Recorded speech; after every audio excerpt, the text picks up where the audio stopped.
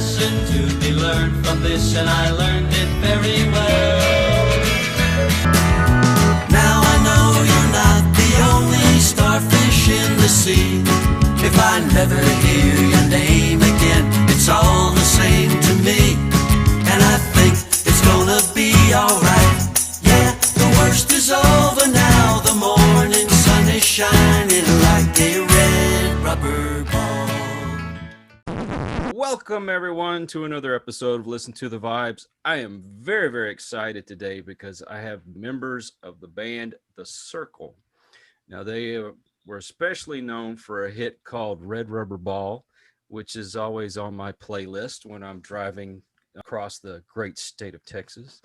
And I'm going to start off with Mr. Pat McLaughlin here, and I'm going to have him kind of call out everybody's name and let everybody introduce themselves. And we want to know a little bit about every one of you and take all the time that you want. All right. Thank you.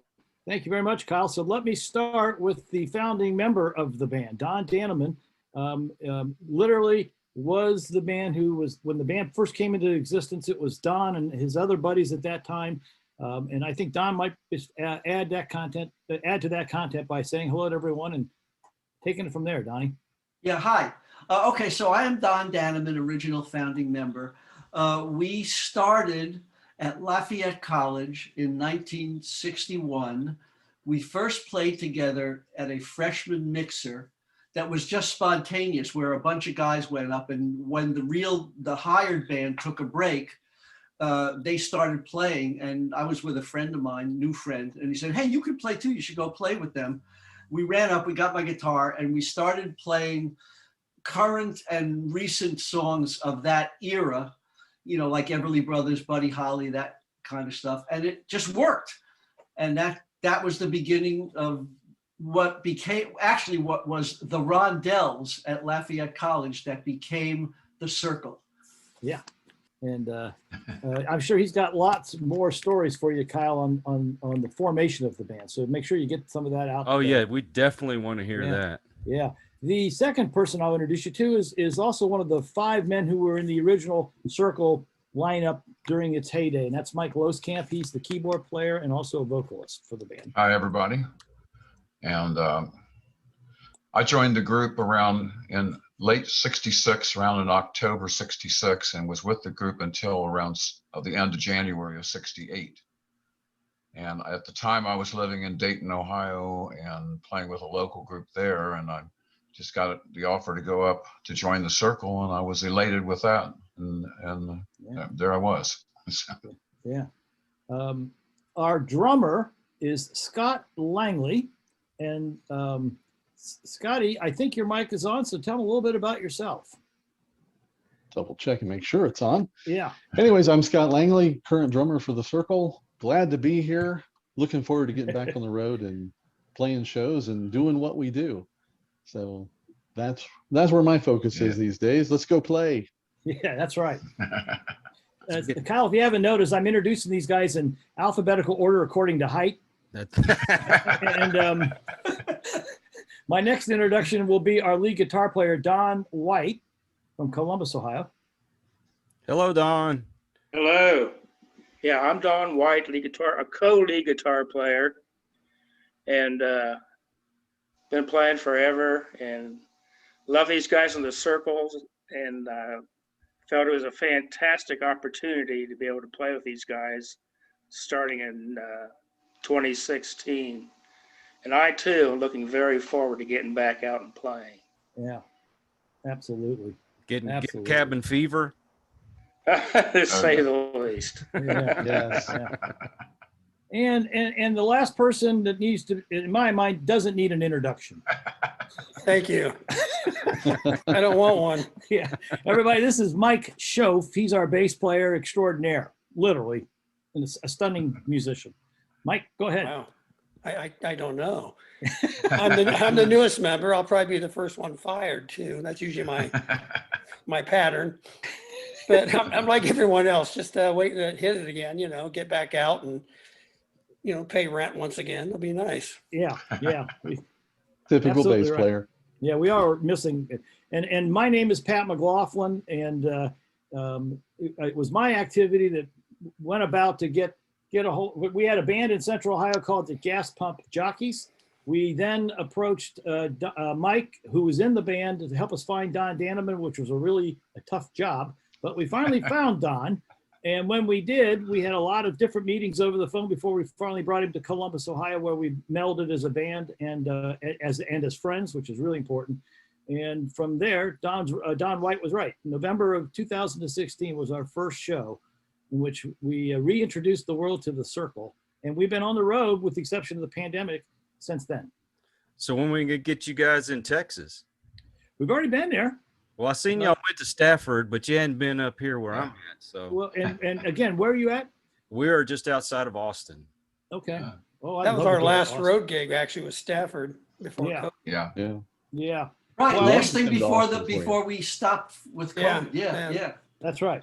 That's right. Now, I would love to see all of us go to Austin. And, we'll do it offline, but we can do it now. Just reach out to Diversified National Artists. DNA is the agency that's booking us, and they just need to talk to them and get us on a bill. Well, that would be awesome. I would It say would be. I would say that I would take y'all out to eat when you got here, but I don't think I could afford the bill. So, Not With with eating, this you band. could. Well, Dutch you treat. could. Yeah, the rule of thumb is you always give the bill to the bass player. gotcha. All right, Mr. Dannemann, I have a question for you. Sure. And my cousin and I, we both that's all we ever really seem to talk about is music. And I'd mentioned that y'all were going to get to be on the show, and he said that your original guitar player was one of the first guys to ever play the double neck guitar. Is that true? Well, I don't know about first, although Mm-hmm. it's the first one that I ever saw. And basically, that was bandmate Tommy Dawes, who sadly has passed on. Mhm. When the Rondelles first started, we did not have a bass, actually. I played guitar, Tommy played guitar, Earl had a Fender Rhodes keyboard, one of those early keyboards, and Jim Aiella, before Marty Fried, actually played drums. And we really thought we really needed a bass, but Tommy didn't want to totally give up guitar. So he found this double neck. It was a Gretsch double neck guitar, and he would alternate playing guitar and bass. And Earl actually learned, the keyboard player at Lafayette, he learned how to play a bass so that we could do a lot of alternating. So Tommy could play guitar with Earl on bass, or Tommy could play bass with Earl on keyboards. Oh, wow. That's And actually it worked out pretty really exciting. well. Yeah.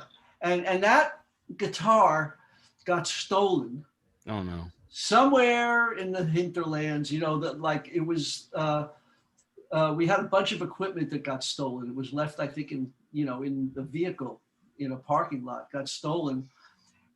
And it actually showed up somewhere way later in New York. Somebody actually saw it, but I don't know what eventually happened to it. Hey, Don, why don't you tell everybody a little bit about Tom Dawes? We never get a That's chance a to great share. idea.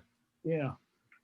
Well, basically, he was a wise guy. He was very instrumental in helping us with our arrangements.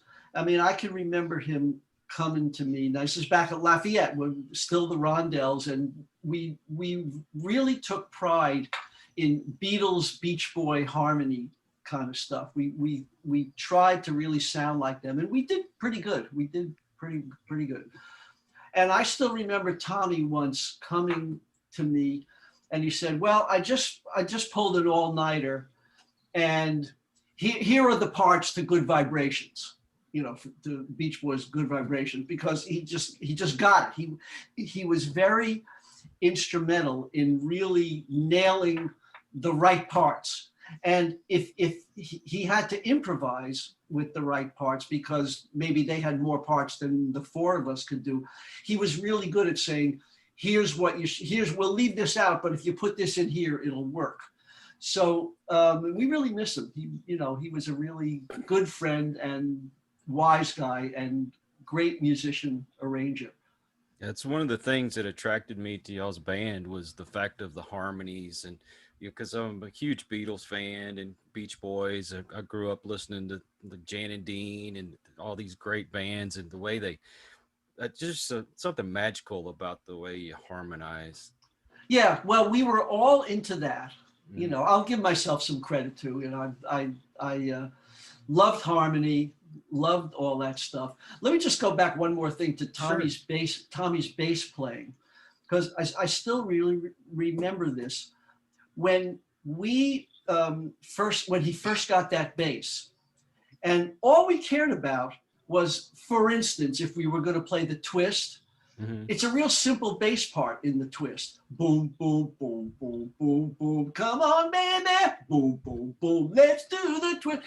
And Tommy was not content with just playing boom, boom, boom, boom, boom. He was a wise guy with his bass, and he would experiment and do all sorts of things. And I still remember being mad at him when he didn't play the right part. He just did, you know, what was really great parts.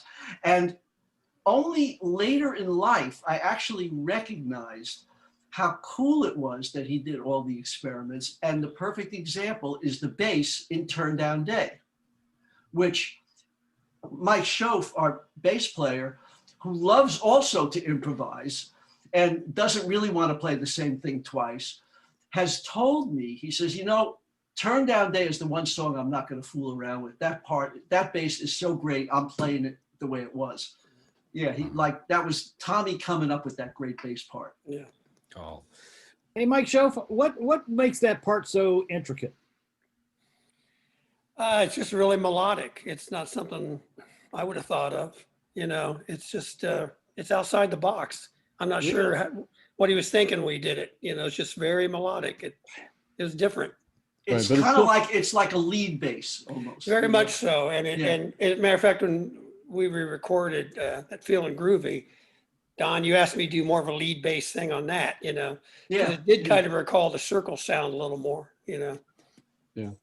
well, the 59 Street Bridge song, Yeah. I was reading, and I'm so glad of the internet because I found y'all from y'all's website, and I noticed y'all had a story about that song that you were offered that years ago, but yeah. but didn't do it. Okay, I got to know what's the story behind that. Well, it's actually pretty. We actually do it. I tell this story in the show Okay. when we do our show, and it's basically it kind of goes along like, oh, you know, applause, applause, applause. Last song is over, and now, so here we are going into the studio, and we're going into the studio, and Simon and Garfunkel are just coming out, Mhm. and now Paul Simon, along with Bruce Woodley from the Seekers, he wrote Red Rubber Ball. So we all know everybody now. Everybody knows everybody. We're coming in, he's going out. And he says, you know, hey, Don, you know, one of the songs that we're recording for this album, I think would be great for you guys. And, you know, if you want to do it, the album is not coming out for a while. You can record it as fast as you want, get it out there. It'll be your song. You know, I think it might be really good for you. Okay, put it on.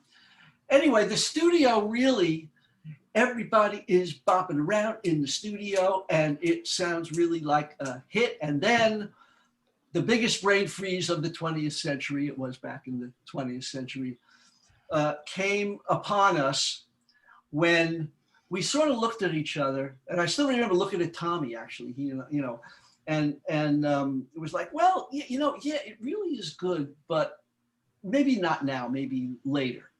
And so we turned it down. So we didn't do it. And then you sort of forget about it, you know, as time goes on. And it was with sinking hearts that we heard Harper's Bizarre version come out, you know, what was it, 6 months later or whatever that was. Yeah, I actually have that version, and I was trying to remember how the heck sings that. I usually know all that stuff like the back of my hand, but you know, I'm getting CRS in my older age. So. Yeah, well, How do you spell that? we're all getting there, you know. Well, Hey, can I make a comment about that, Sure. Kyle? Because in defense of Don and Mike was there, that version of Simon and Garfunkel, it's like 88 seconds long. it's very, very short. I could see a person just listening to that song and going, it hasn't grabbed me. I can get, there are better versions than I think Simon and Garfunkel's. That's just my opinion. I could see you passing on that song, Don. Oh yeah, well, obviously we did. Yeah. Thank you for understanding, Pat. Yeah, right. Well, At thank least you we for had your the approval. chance. We had the chance to re-record it recently, Yeah. though, so that's good. Yeah, in fact, it just got released as a single, Kyle. So everybody out there, go out and buy our new single, Feeling Groovy, or 59th Street Bridge song. And it's not on 45. It's strictly digital. It's available digital. What's that? Yes. Well, I'm going to put up links to everything in the description of the video so people can just go and click on it. And, at least if you're watching this or you listen to this, I mean, go check them out on YouTube. I mean, they've got some great stuff that's on there, and that's from 2020, I believe, that y'all redid Red Rubber Ball. Correct. Yeah. It was last year, right? Yeah. Right at the beginning of the pandemic. Yeah. We had one weekend in the studio, and then we all went back to our homes and we didn't come back out. I heard that. Yeah.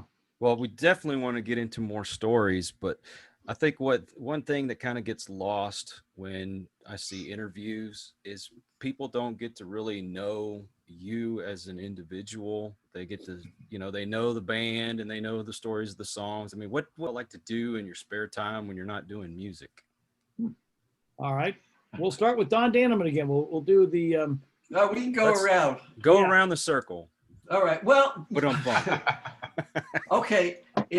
My wife and I have gotten into watching Korean dramas.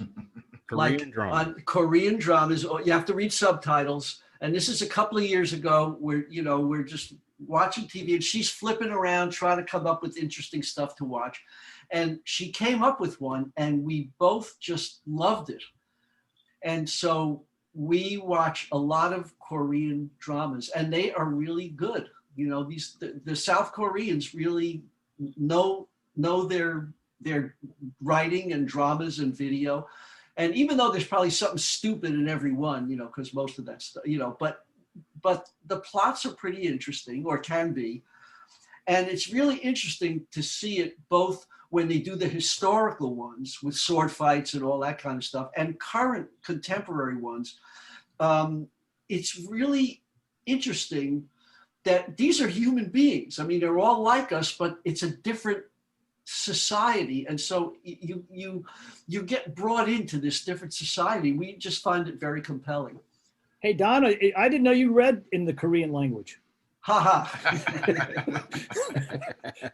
I'm impressed. We've picked up a couple of words and phrases, but no, that's it. We don't know. Kamsahamnida is thank you. Very good. Very cool. You're welcome. I always All right. learn all the bad words. So Right. Exactly. Mr. Losekamp.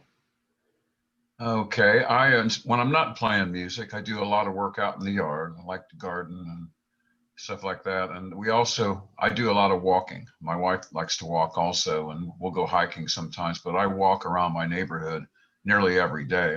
Tell them how far. Well, I'm doing about 35 miles average per week. And so averaging about 5 miles a day. I don't walk every day, you take a couple off, Yeah.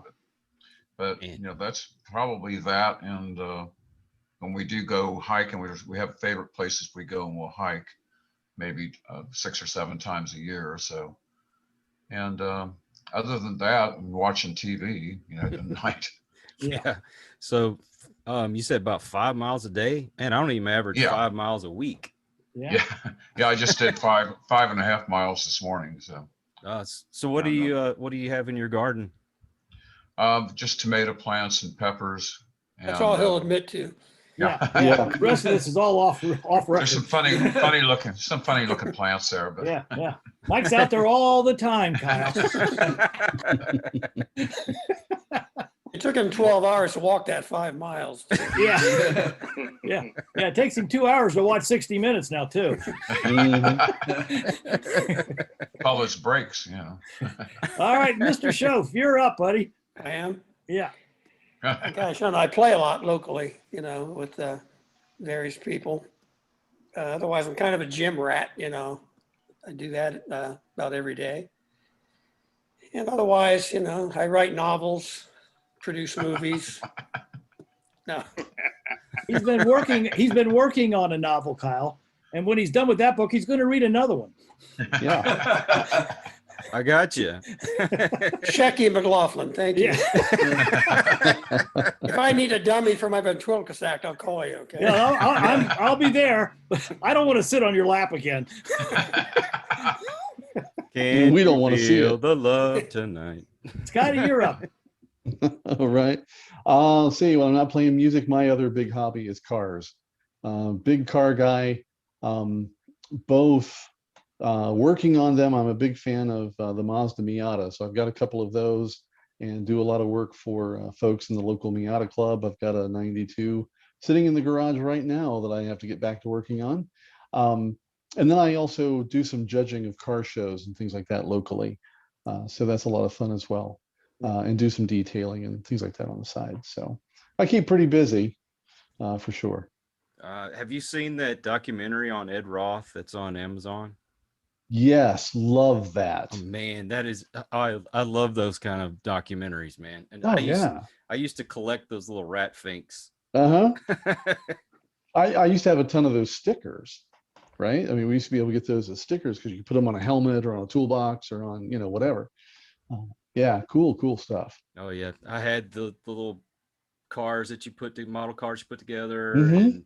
and I still remember seeing the T-shirts and all that stuff. And I am trying desperately to find what I did with my little collection. You know, I think they were little necklaces or keychains or something. Yeah. About so big. Yep. I don't unfortunately have any of the Ed Roth, Chuck Barris kind of models anymore. But I am fortunate enough to have kept and found or refound a lot of Hot Wheels. So I've got a pretty, what I think is a pretty interesting Hot Wheels collection from about 1969, along with a few of the accessories that go with it and things like that. My garage is, I would say decorated, but probably littered is the better word, with all kinds of toys from my childhood and posters and metal signs, a Coke machine, a gas pump, you name it. There's a little bit of everything in there. Hey, Pat, tell them about your Barbie collection. I'm happy to. You've been waiting all that time to use that line, haven't you? That was the chomping at the bit I heard in the background. Yeah, well, he was waiting for you to pause. Uh-huh. All right, Don White, you're up.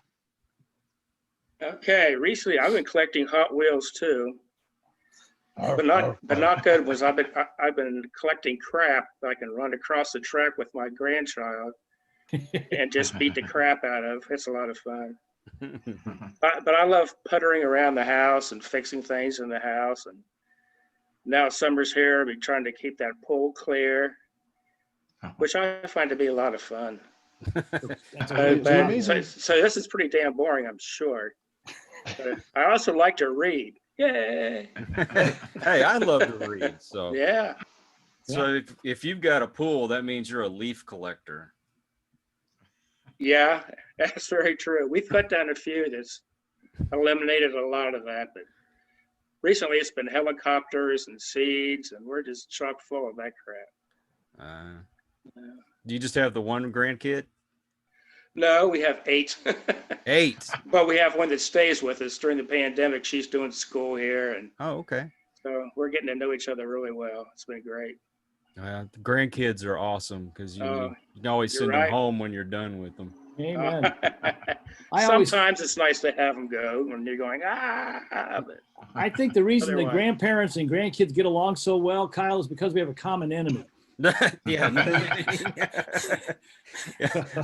My daughter says that I used to beat her and starve her and leave her in the closet. And at least that's the story my grandkids get. Well, that leaves me. I'll tell you that outside of the circle, I have a radio program called Local Licks. I started about 6 years ago, where I interviewed initially the Central Ohio talent, which kind of like your Austin. There's fingers pointing in Columbus as the next Austin.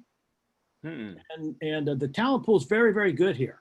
It's a very affordable place to live. And so over time, a lot of musicians moved here, and their offspring in particular are very, very amazing. I'm stunned at some of the skill sets these guys and gals got. So we started in that direction, but it started to luckily for me, get to the national level. So I've had the privilege of interviewing maybe 35 to 40 now for my show of famous people. My last one was Chris Hillman from the Byrds. Ooh. And I've had the privilege of talking to a lot of folks that just, it's just an honor to spend time for an hour with them. In the same way you have your show. And we have been working a lot on the website for Local Licks. I'm going to keep all my interviews up for at least 10 years after the show ends, so that because there's so much good content that the artists talked about. And the Central Ohio artists in particular, no one's ever asked about their careers. So it was very good pent up information that came pouring out of them. And it's been great. So I've enjoyed that. I too jog. I jogged 4.25 miles yesterday. I crossed the 3,000 mile mark just recently. Now that's not in the same year. That would be a record. We all know that, but people on the radio can't tell that. Yeah, that's over 19 years. But it keeps my body very sleek, as the guys will attest. Hey, what are you laughing at? Hey, man, round is a shape, okay? That's right. That's what I say. And so's the circle. That's right. Yeah. Round, circle. Yeah, you just keeping it real, right? That's right. Yeah. But and then I do a lot of band business behind the scenes. I sort of handle the bulk of that work, not only when the circle works, but also our Central Ohio band called the Gas Pump Jockeys. 5 of us are in that band. Only Don Dannemann is not a part of that product. Oh, man. So I do a lot of things every day. Every day I do something for the band. Yeah. Well, I appreciate you getting back in touch with me when I reached out. Oh, sure. That was awesome. My pleasure. Y'all are planning on getting back on the road again? We're starting in October. In October. Okay. Yeah. Our first shows will be in Lakewood, New Jersey, and then Tarrytown, New York. Tarrytown, New York. And I'm drawing a blank on the show in between. Roslyn, Long Island. Yeah. That'll be an outdoor show where people will show up in cars and chairs and just watch us. About 8 or 9 other acts. And then we're going to, I believe, Fort Wayne. Elkhart. Oh, Elkhart, Indiana. Yeah. We got a show in Milwaukee booked. We got 3 coming up in Florida in February, and then we've even got something way out for Buffalo next year. North Tonawanda. North Tonawanda. So what was the inspiration for getting the circle back together?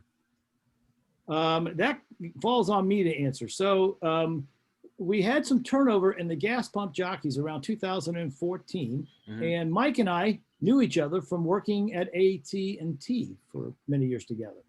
And so I approached Mike, and we were very grateful that he accepted to join our band. And so actually the profile of the jockeys moved upward. We were sounding much better, and we're drawing more fans. And I just thought, well, maybe it might not be a bad idea to investigate whether the circle would be something. Now, Mike hadn't talked to Don in 50 years or his other bandmates, so he wasn't really able to give me a lot of leads. So I had to do a lot of research up and down the East Coast to try to find the surviving members.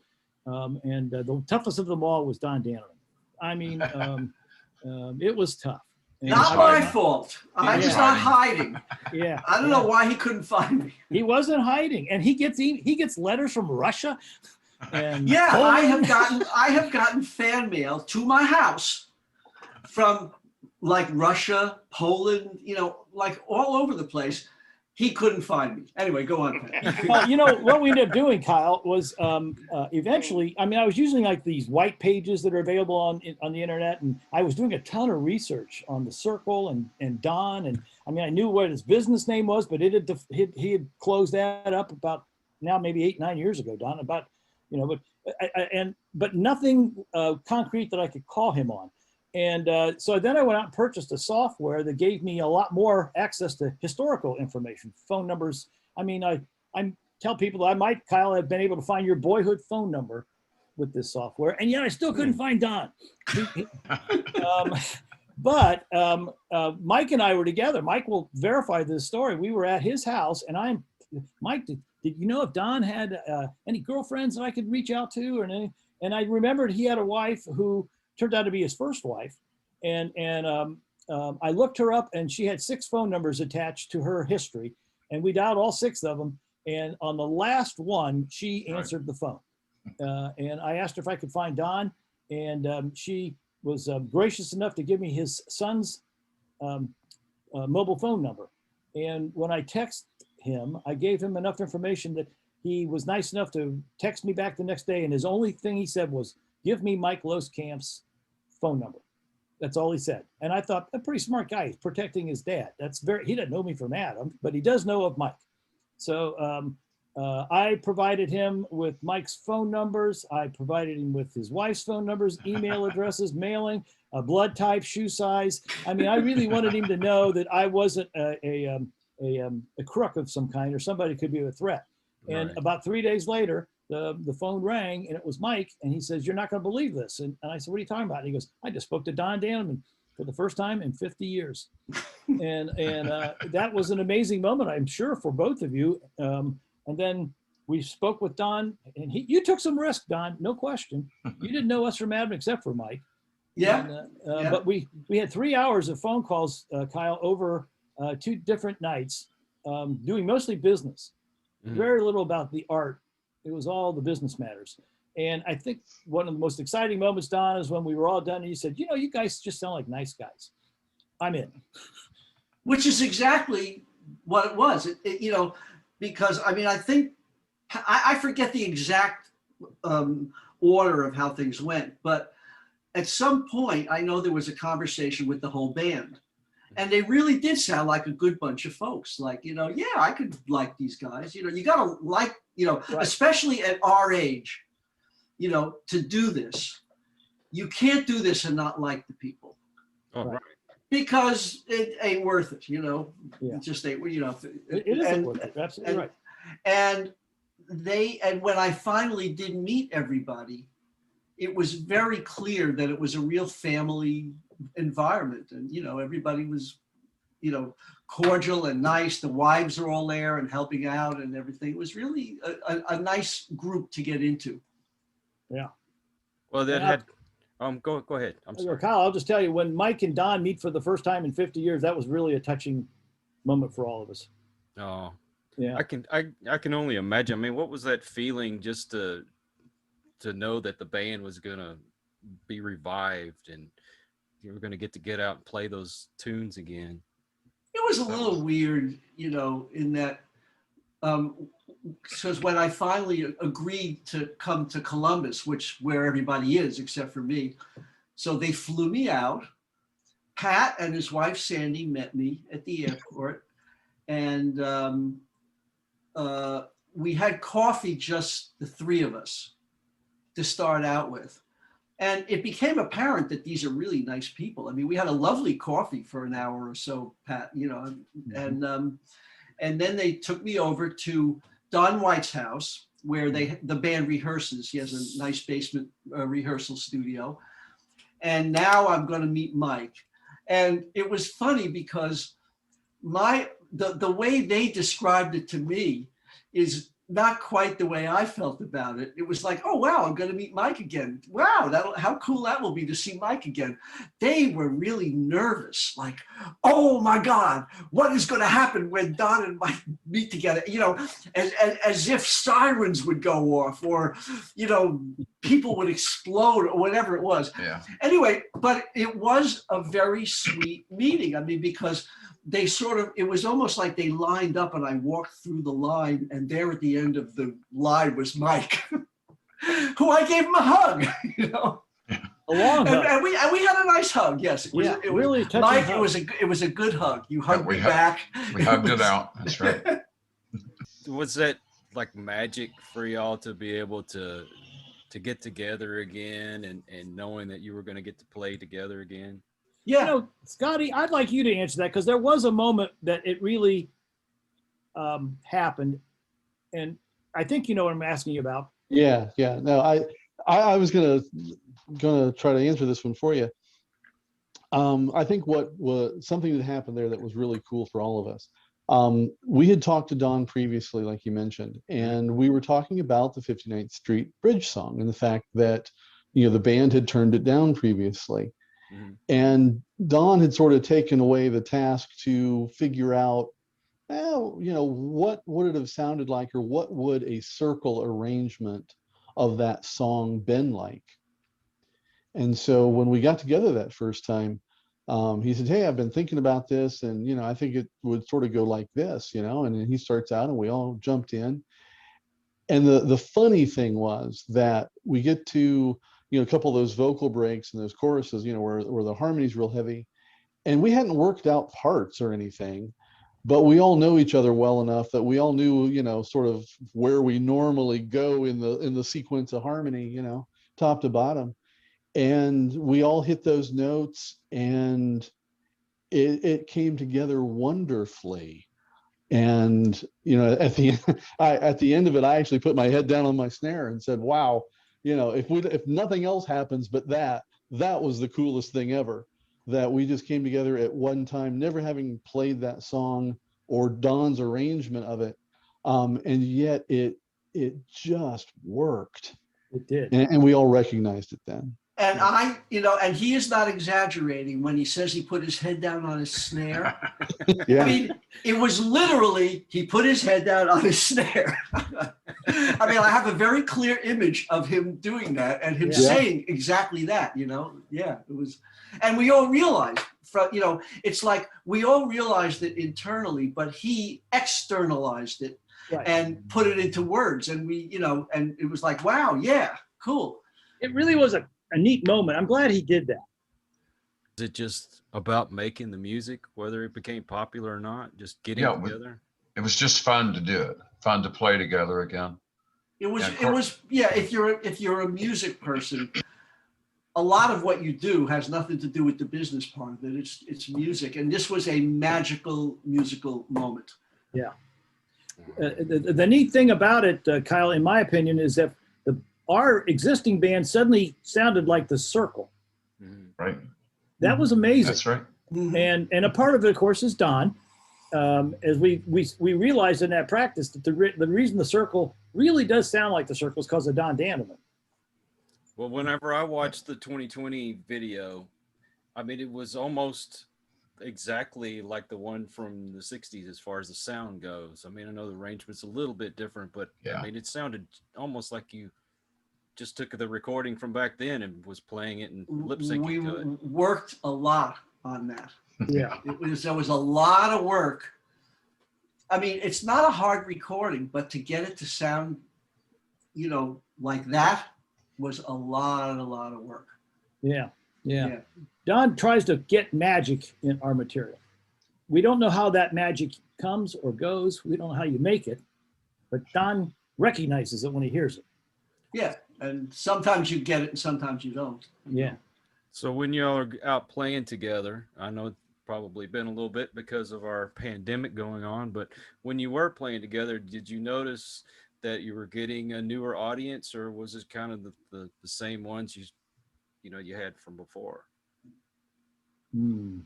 My take on the audience is that for the most part, it's our age range, or a little younger, because in other words, 60s music fans can span probably 20, 30 years literally, depending on, but what I got was, so sometimes there's that age range, that's the mainstay of it. Sometimes they bring their kids, including young adult kids, and there are occasional younger people that may be interested in 60s, but for the most part, it's that age range.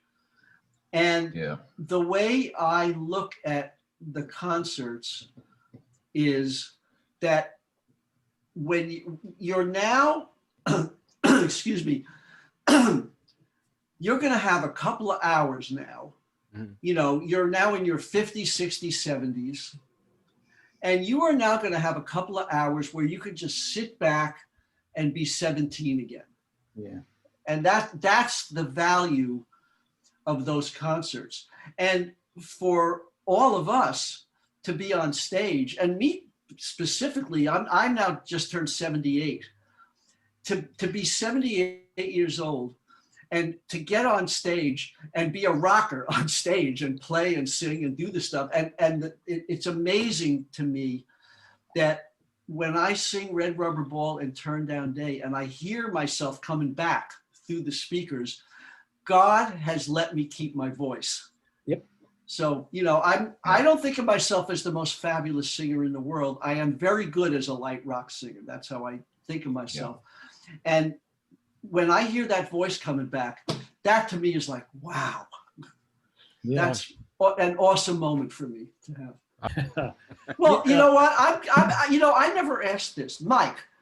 Yeah. How do you feel when you do your wailing out stuff that was not Circle stuff, but you know that Mike has turned out to be a really strong wailing singer? You know, like what does that feel like for you? You know, do you hear yourself coming back and go, wow, I'm really doing that? Yeah, it feels great. And when the crowd reacts, it feels even greater. Yeah. And because some of his stuff gets amazing reactions. Yeah. Mm-hmm. Yeah, I think Mike is a hidden secret within the Circle because of his vocal skills. He's really strong. Mm-hmm. Wow. Thank you. Well, sing something for us. He's not that strong, Kyle. He's not that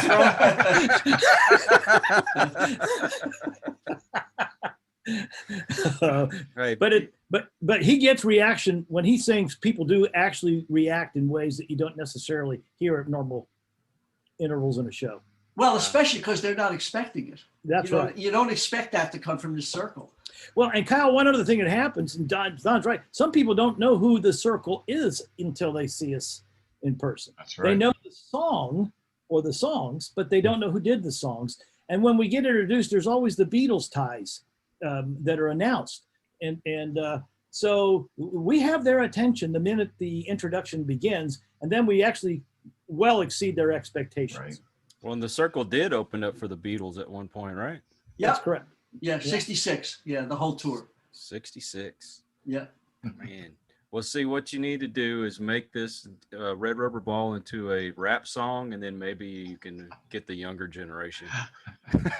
Well, Kyle, I don't think that will happen. Yeah. I don't think. There's a polka version of the song. Yeah. Yeah, there's polka and bluegrass versions of it out there on YouTube.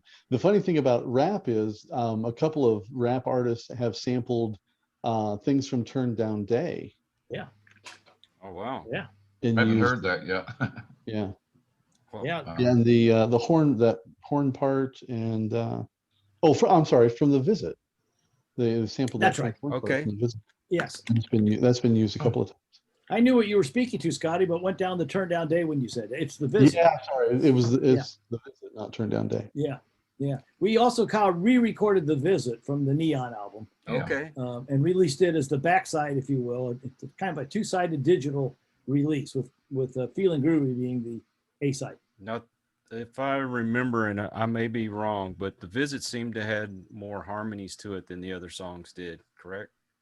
Well, the other songs had harmonies, but Yeah. the Visit did have lovely harmonies. Yeah. Yeah. Yeah.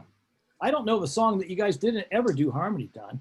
Right. Well, it just seemed like there were a few that had a little bit more to it than the other ones do. Yeah, Not Wish saying You that Could they- Be Here had a lot of harmonies. Yeah, that had a And, lot. Yeah. We were talking about group harmonies. Yeah. Yeah. The songs usually had at least two people singing, Don and Tom. And but yeah, we did do some group harmonies too. You know, the one that I enjoy doing the most is Please Don't Ever Leave Me. I just think that is Which also was a good harmony song. Yeah, you bet. lot of And harmony, a challenging thing for us all to do and do it right. Yeah. And so again, Kyle, when you hear us do that song live, you're pretty taken aback by it because you're not expecting that strong a vocal presentation. And Don has been kind enough to say he thinks are very good singers, and I appreciate that endorsement from him. The group does good harmony. Yeah. Yeah. Well, as soon as you get here to Texas, I will definitely be going. Okay. Well, you know, Milwaukee is not that far a walk. Yeah. Right. Like just from the living room to the bathroom is a long walk for me. So They say that everything's within walking distance, Kyle, if you got the time. yeah, well, yeah. All right, so y'all said you're going to be back on the road in October, and hopefully we'll get something out this way. I definitely want to do that, but if that doesn't happen, what are other plans for the band? So we're working on a new album, Mhm. which could have been released by now if it hadn't been for the pandemic. Right. And so we're going to go back and finish that project this summer, and we'll hopefully have that out for the public. Probably a niche audience will want to buy it, but we hope there might be something that grabs them. You never know, man. Got yeah, about half of it. Got about half of it now. So yeah, 6 songs. We need 6 more. So yeah, and so we'll get those done. So that's high on our list of things to get finished. As for other things for the road, I mean, I'm not sure I know what to answer there. Has anybody got any ideas that I might have forgot? Oh, yes. Okay. I have a performance coming up that I'm actually sort of pissed about. Oh no. What? So we're going to South Carolina this week. You know, Yeah. my wife and I, we have good friends that live in South Carolina on a beautiful lake. And yeah, we were just going to go, you know, visit our friends, you know, on the lake, little boating, you know, eat good, that sort of stuff. And all of a sudden they asked me, hey, Don, could you bring a guitar? Would you maybe bring a guitar? And maybe we'll invite a few people over. So anyway, so I, oh God, do I really want to do this, you know?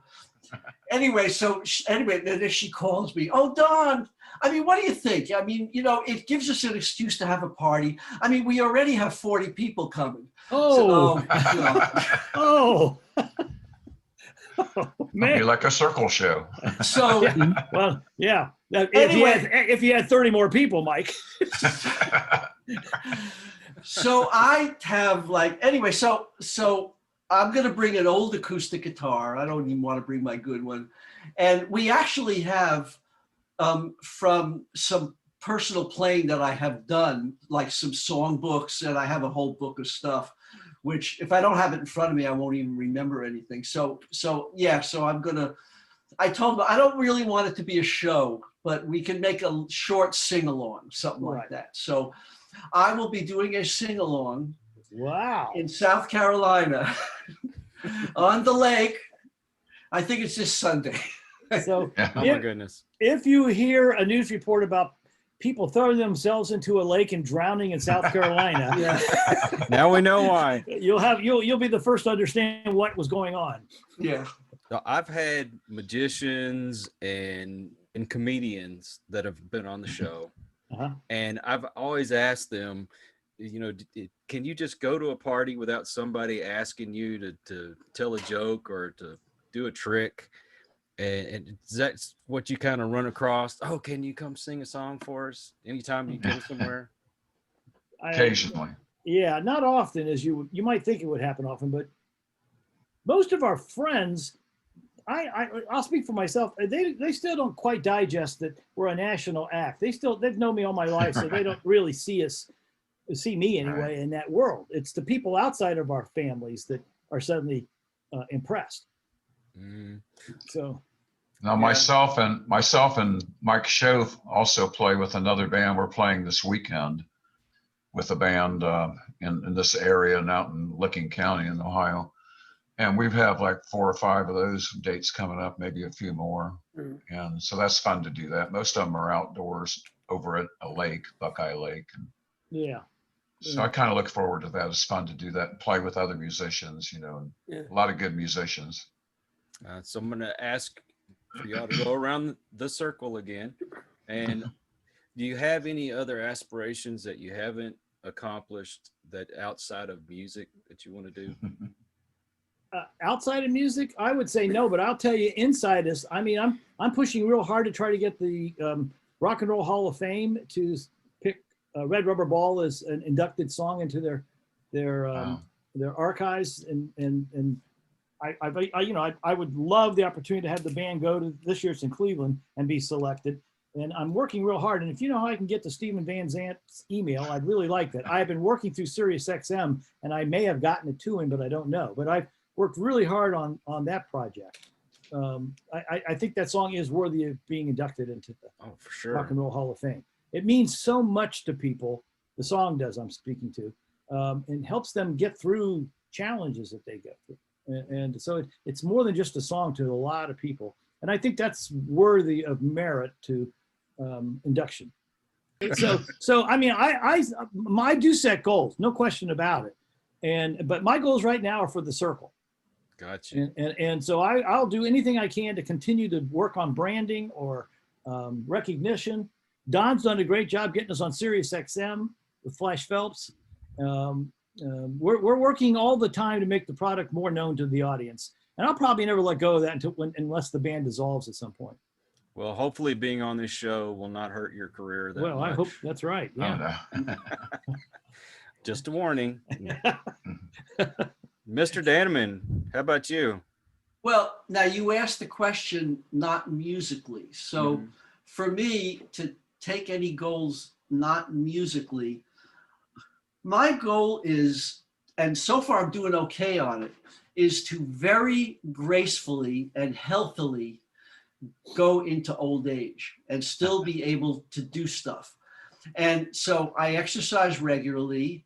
I eat reasonably healthy, try really to take care of myself. And so far, knock on wood, doing okay, you know? Yeah. And I will agree with that, Don. You're very agile. You're mentally acute, unlike Mike Schoaf, who's not even cute. I wasn't listening. What? He fell asleep again. Yeah. So, Bass players. How about you, Mr. Langley? Oh gosh, all those things that they mentioned. You'd like to be a drummer. Yeah, I'd like to learn how to be a drummer someday. I figure I've got a few years left to figure it out. I'm a bit younger than the rest of the band, so I'm Just still just a little bit. Yeah, I was in diapers when Red Rubber Ball came out. coincidentally, I'm in diapers now. Yeah, I was gonna mention that, Pat. Go ahead, Scotty. Sorry. Hey, I just have fun doing what I do and playing with cars and get through the rest of my career and get to retire like the rest of these guys. Yeah. I've been practicing at it for a few months and I've decided I'm not very good at it yet, so I have to go back to work. Yeah. All right, Mr. Losekamp, your turn. I don't really have a whole lot that I'm doing except like exercising and trying to keep my voice in shape because I do sing songs like Vehicle, Ides of March and some stuff like that. And if I don't work on it 2 or 3 times a week and keep it going, I started to lose it when the pandemic first came on. So I've been doing some rehearsing like that. I try to rehearse 2 or 3 times a week, but that is within music. Outside of music, I just taking care of the house, and keeping the yard up and everything. I got a lot of plants and things around here. So I've got banana trees in my yard. I don't know if you have those down in Texas. You probably do. But Just not around my neighborhood. I actually dig them up and take them inside and put them in the garage in the wintertime and then put them back out because it looks nice around the deck. It makes me think I'm in Boca Raton or somewhere. So. Okay, so you want to work on plants? Is that your just relax. I've been retired for 10 years now from AT&T, and I'm loving that. So, I'm playing with 2 or 3 different groups, and it's fun. So, Kyle, to give you an idea what those plants look like, go out and look at the Turn Down Day video. He surrounded himself, and we had to make what you describe as a socially distant video. So you can see Mike's banana plants all around his contribution. They feature prominently in the video. They do, yeah. So, well, we'll go to the other Mr. Mike over here. I don't know. I guess I'd like to be a cowboy or spy or something. Yeah. An A cowboy astronaut, spy. cowboy spy. There you go. Or a cowgirl. Well, I've got a lot of Barbie dolls I can lend you then. I know. Cowgirl Barbie. Yeah. I like to aim low. A man of many words, huh? Not really. And Sharon. Yes. And I know nobody can see the name on the screen, but it says Sharon underneath his name. His wife, That's Sharon. it's my wife's computer. so- I've been teasing him about that. Well, I tried to aspire to be more like Mike Losekamp. I want to walk more. I don't know if I ever reach where he is, but he's also has me growing banana trees. Oh yeah, that's right. He's got you now too, huh? Really? I've been doing that and trying to keep them alive over the winter time. Needed some for that pool. Yeah, and they look beautiful. Cool. But yeah, just living and appreciating what we have, and especially the band. And yeah, All those grandkids. yeah, it's true. He's got to aspire to make enough money for Christmas. There you go. That's why we have to go back to work. I know that's right. Yeah. Anything else that y'all would like to talk about outside of what we've been talking about? I'll tell you one thing, guys. I'd like to get your opinion. I have found the most satisfying thing about being in the circle has the acceptance that we've gotten from all these other acts that we do shows with. You know, it's very helpful in your self-actualization to realize that, you know, Yeah. Gary Puckett likes your band, or that the Marvelettes like you, or Three Dog Night or Gary Lewis. It's been really cool to have those types of people come up and express how much they like us as artists. It's very fulfilling. And then watch them on the side of the stage watching our act I thought that was cool because the Cowsills were always over there and they were always jumping around and doing stuff. Yeah. I mean, they were the ones that were just stunned at the way we harmonized, which was really cool. Yeah, it's been very rewarding interacting with other 60s groups. Yeah. And getting reasonable respect from them, and we give them respect, you know. I mean, Absolutely. yeah, great groups. One particular thing for me that was I'll call it a mini thrill, but it actually was a little bit, it's something I'd always wanted to do and I hadn't had a chance. I got to sing Love is Strange with Barbara Harris, lead singer of the Toys. Yep. Yeah. And it was spontaneous, you know. We were on the same show, and I asked her, would she be willing to do it? I'd always wanted to do that. And she said, yeah. And we had a one-time rehearsal. I mean, we just went through it real quick. You know, she knew it, I knew it. And then we did it. And that was awesome for me, just to be able to do that. And to be able to play, bling, bling, bling, bling, bling, and then love is strange. And that was really cool. It was very cool. So did you hang out with any other bands back then? I mean, did you just have your own inner circle, or do you had basically hung out with? Basically own inner circle. Yeah, it was pretty much our own. Yeah, we were not big hangers-outers. Oh, okay. With others.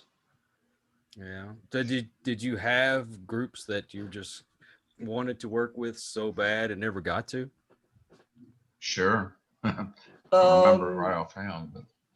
Well, in a sense, wanting to work with so bad. I mean, this is only me, unfortunately, but I mean, you couldn't go higher than getting to work with the Beatles. That's what I was going to say. How do you top that?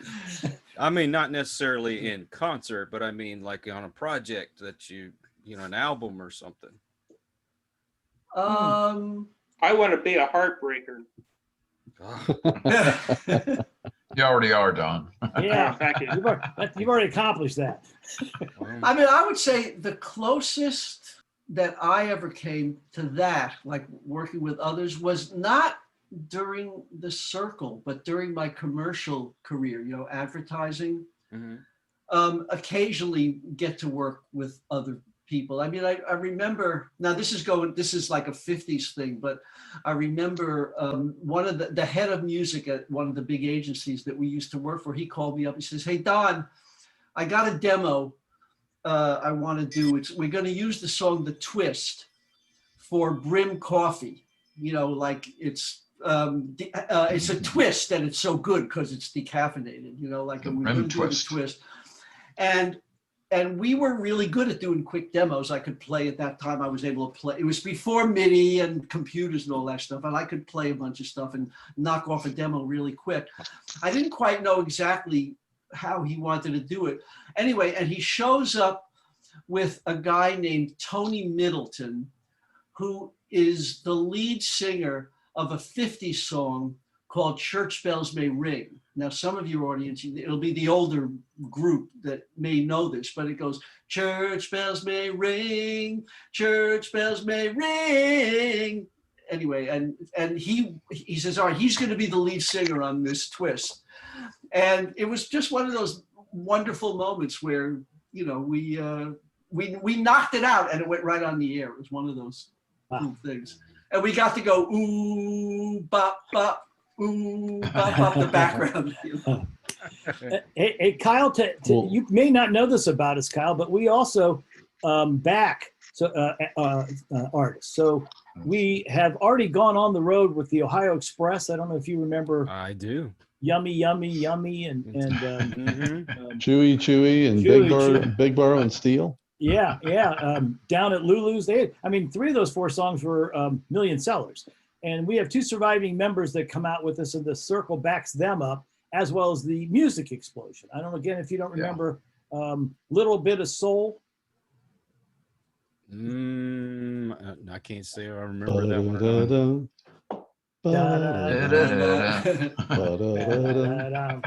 That's Now awesome. when you're feeling sad and the fish don't bite. Oh, yeah. Just say, yeah, you remember, and they'll stop. Yes. Gosh, I was waiting for him to say that. Yeah. No, keep going. Yeah, so we do have experiences where we get to work with other bands, and that's been really very fun too. And it also makes it a very good business model because they don't have other supporting acts. So when we go out, there's not as many hotel rooms to buy. There's not as many transportation costs associated with it. There's a lot of financial benefit to us doing that. I'd like for us to get another cruise because with a bunch of different groups, because that was really quite an experience on the Flower Power cruise where we had like 13 or 14 different groups. And we were all hanging out together at different times. Yeah, that was mostly really cool. Yeah. Mostly in the buffet area, but Yeah. You know what we do, Kyle, is every evening around 10 o'clock, the whole band would just meet upstairs, and people would want to come over, just sit with us and talk, which we always welcomed. Pretty soon we had the Pocket Gang was with us, and they were hanging out with us. We would just have, people that we admired were suddenly sitting there with us also, and it's kind of very informal meet and greet. And it was really a blast to do that. And that cruise was phenomenal. And I'm hopeful we'll get us back on that cruise again, because they treated us fantastically. Hey, Pat. Yes. Tell about Peter, because I think you tell this the best. You'll tell us the best. Tell them about Peter Asher's introduction Oh, sure. to us, which we were totally moved by this. Now, let me just back up for 1 second. Our first big TV performance way back was Hullabaloo, and Peter and Gordon were on it. So I actually had met him. Anyway, go on now. So here's Peter Asher, 60 years, 55 years later, whatever. Anyway, go on, Pat. I was going to give him a script to read from. He goes, no, I'm already good to go. And we go out on stage, and he's the last one to walk onto the stage, and he's got the spotlight. And when the applause stops for him, he says, a lot of you folks out there believe that we started the British invasion over here. We started as an original type of music. But in truth, we just took the American model, fixed it up a little bit, and then sent it back to America, and it sold very well. And he said, the person who was very good at doing that was Brian Epstein, who was the manager of the Beatles. I think your audience would know that, but also Jerry and the Pacemakers, and some Billy J. Kramer and the Dakotas, things of that nature. So, by the way, if your audience doesn't know this, the Cyrkle's the only American band. That's a sidebar that Epstein managed. So Really? yeah. So that's a pretty unique thing. But anyhow, then he says, I was very good friends with Brian Epstein and his partner, Sean, Nat Weiss. And he said, Nat Weiss was one of my dearest friends. And Nat Weiss was the man that discovered this band. He said, I lost him 5 years ago. I miss him to this day, but he has left behind an amazing act. Something that's universally, something to that effect, how wonderful the band was. And then just says, ladies and gentlemen, the Cyrkle. And we are sitting there in our diapers, I guess. Thanks to Mike. No, we were absolutely shocked and had to follow that introduction. He said, oh, he called us a legend, an infamous legend on it. And we were just taken aback by the introduction and then had to do a show. But he also, he made a big point, Pat. You made the point, but not from him. He made a big point about Brian Epstein, this genius manager who got all these people, Beatles and others, got it right. And this was his only American group that he chose. Yep. You know, he chose one American group. And here they are. And here they are, you know, like, and so, and he says, here they are. We all looked around. Where? Yeah. Gosh, we want to meet them. So, and you know, and not to brag, but we were sort of the talk of the boat for the 5 days we were on there, because we caught everybody off guard with how the band was very, very good performing during those 2 shows. Man, and there was one point where we have so many different parts of our show, and one of them is doing an a cappella number. And so we've done all these different chapters throughout. You know, we've done this, and we've done that. And Don says, well, now we're going to do a song and bring our drummer Scott Langley out to do an a cappella number. And some guy in the back goes, they're now going to do a cappella? He just screams it out. That was so good. Yes. So it was one of those, it was just one of those magical situations where it all worked. Yeah. Just everything worked. Yeah. Doesn't always work, but this one did. This worked. Yeah. You were talking earlier about, you know, being able to hang out with other groups and things like that. And before we went on stage that first night, we're sort of in the back, the room behind the stage, because there wasn't really a green room per se, you know, on the boat. And we all get to meet Peter Asher for the first time, which was a really great thing. Anyway, Peter has, you know, is a legend himself and things. Right. And then we do a quick vocal warm up before we go out on stage, and we do a shortened version of that a cappella number that Pat just mentioned. Yeah. And I'm not a singer by trade. I'm a drummer, but I sing lead on that a cappella number. There's been a couple of times when we've done that backstage where I have found myself suddenly singing in front of some very famous people unexpectedly. And that was definitely the biggest one. And doggone it, in front of Mitch Ryder and Peter Rivera, the Cal Sills, and I could go on and on. But what was really cool is we start into that, and Peter listens for a second, gets a smile on his face, and jumps right in on the harmony. Yeah. He just joined us. That was the coolest thing ever. Yeah, that was really, really cool. Yeah. Man, but hey, Kyle, don't think we got a puffy chest here, because on the last day of the boat, we're going to get off, and we had a lot of people wanted to take pictures with us, and of course autographs and stuff like that. And we were starting to feel pretty good about ourselves, and we were getting up for breakfast to go. And a couple of ladies said they'd like to get a photo with us. And we said, sure. So we all stand there. And there's a lady that taps me on the shoulders and goes, are you the Calsills? I can understand them getting, you know, they have a female singer. I can understand them getting Mike's show mixed up with her. Burn. I don't know what that is. That's more about Pat than me. Yeah, but you can be brought down very quickly in the most innocent ways. So it's like whenever Foghat came to town, and I was so excited to get to go see them in concert, and I asked my daughter, you know, if she wanted to go with me. And she's like, who's that? Yeah. Yeah. Yeah.